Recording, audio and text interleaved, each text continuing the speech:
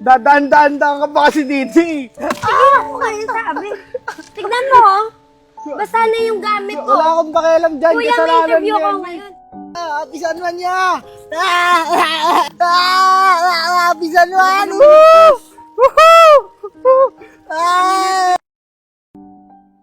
Tantan, anak.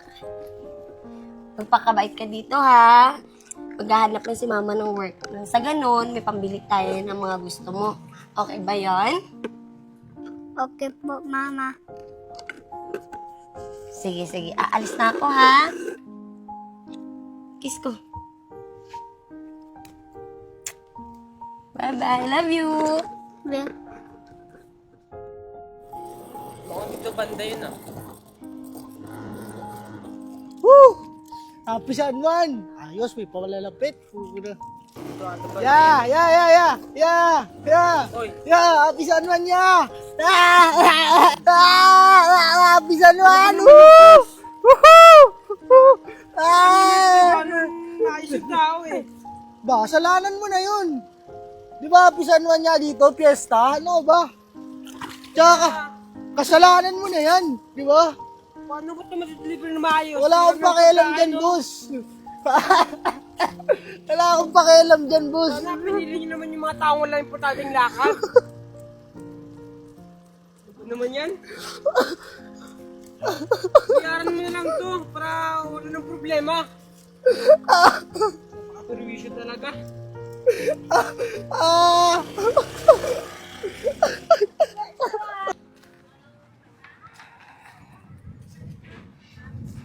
Sana makapasa ako sa interview na to.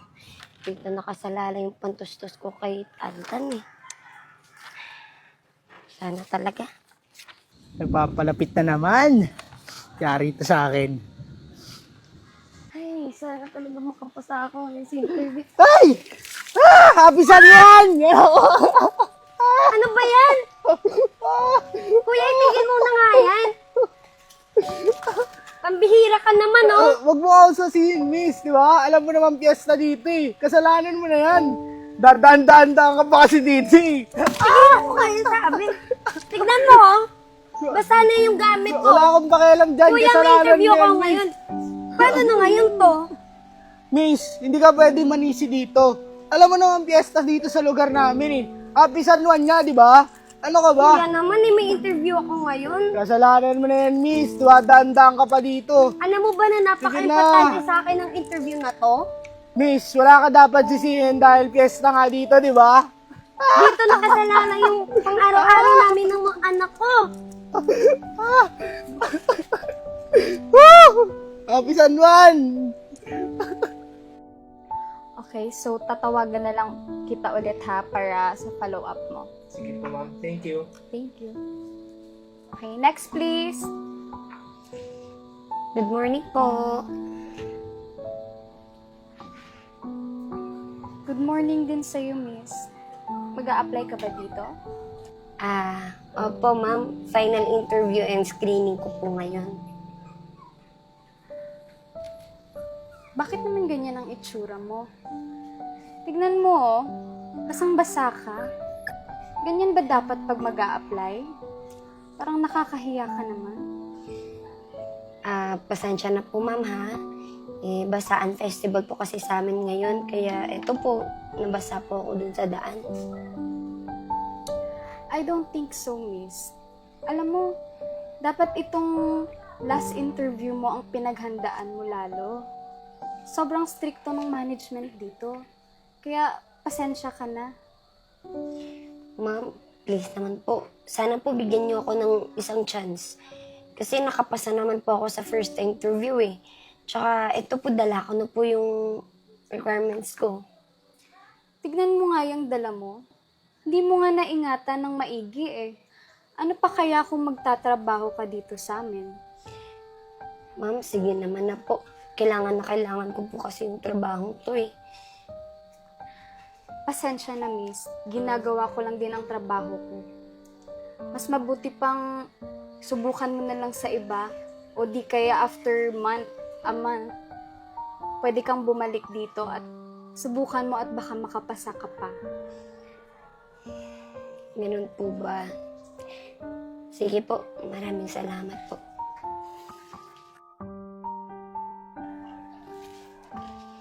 Salamat po ulit, Mama.